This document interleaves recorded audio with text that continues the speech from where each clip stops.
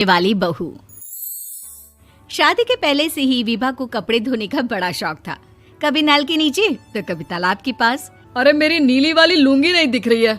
विभा की अम्मा कहाँ रखी है लुंगी? अरे वो तो विभा ने परसों ही धोकर रखी थी आपकी अलमारी में, देखो वहीं होगी।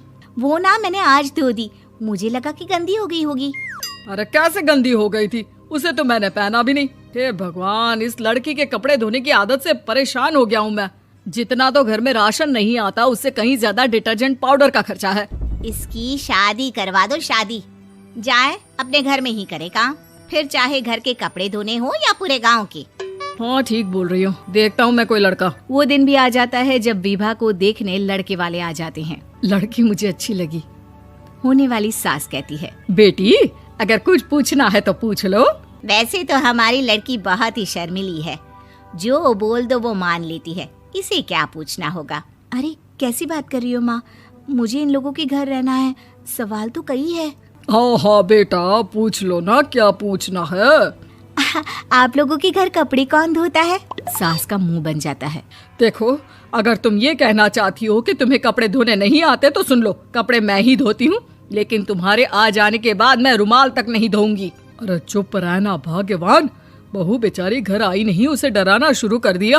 वो क्या है ना बिटिया, अभी तक तो ये कल्लू की माँ ही धोती थी, लेकिन अब तुम्हारे पापा तो दहेज में वॉशिंग मशीन देंगे ही। तभी विभा की माँ बोल पड़ती है, सवाल भी पूछा तो क्या। वैसे भाई साहब, मशीन की तो फिर भी कपड़े धोने की कैपेसिटी होती है। मतलब जो बिटिया दे रहे हैं ना विभा, इसे कपड़े धोने का बहुत शौक है। ये आप लोगों के क्या, आस पड़ोस गांव मोहल्ले सबके कपड़े धो दे और उफ तक ना करे। बाहर देखा नहीं आपने कितने कपड़े सूख रहे हैं, सब हमारी बिटिया ने ही तो धोए हैं। बस भी करो ना माँ, शर्म आ रही इतनी तारीफ सुनकर।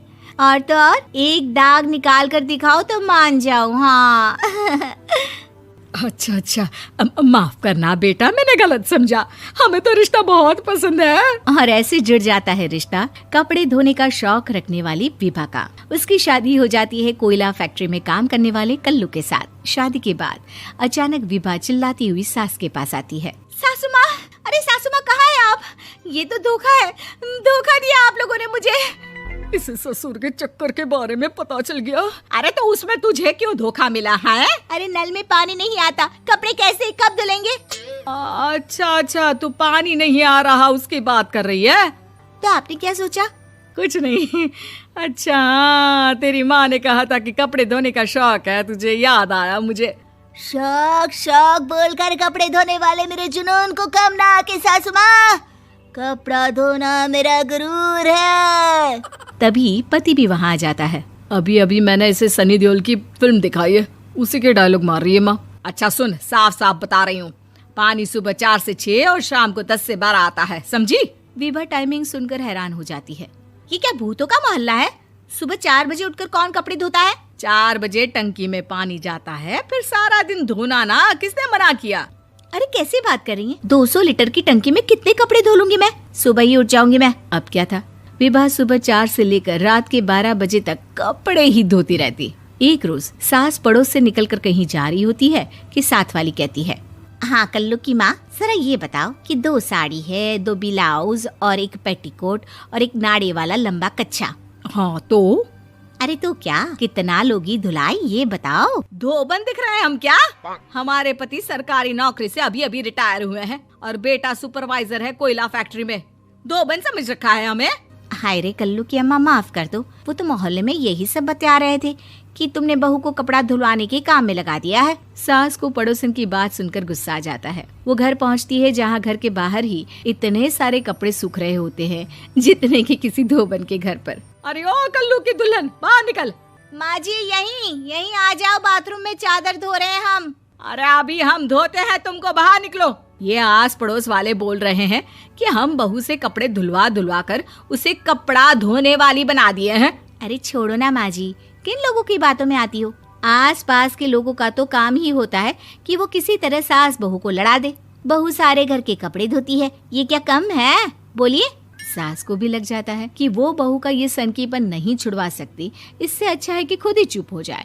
एक रोज सास और बहू मंदिर जाते हैं, जहाँ सास की साड़ी वहाँ खड़ी भीख मांगने वाली से मिलती है। माँ जी क्या बात है, आपकी साड़ी उस भिखारन से कितनी मिल रही है ना? हाँ हाँ, देखो तो दोनों की साड़ी मिल रही है। क्या बात है कल्लू की अम्मा, तुम खुद को तो अफसर की बीवी बताती हो और ऐसी सिंपल सी प्लेन साड़ी पहनकर घूमती हो। सिंपल और प्लेन नहीं है ये साड़ी। तो क्या सोने के धागे से फूल बने हैं?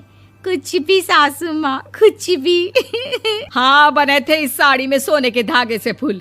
मेरे पति लेकर आए थे मद्रास से स्पेशली मेरे लिए 10,000 की। ताहे भाई साहब इस भिखारन के लिए भी सेम टू सेम साड़ी लेकर आए होंगे 10,000 की। सास उस वक्त तो कुछ नहीं कहती, लेकिन बहू के साथ घर आती है और अलमारी से एल्बम निकाल कर लाती है। ये साड़ी देख रही है, ये वही साड़ी है जिसे मैंने अभी पहना था। इस साड़ी में ये जो चमकदार फूल दिख रहे हैं ना, ये सोने के धागों से काढ़े गए हैं। लेकिन तू लोकल वॉशिंग मशीन ब्रश से घिस घिस कर सारे फूलों को निकाल कर साड़ी प्लेन कर दी।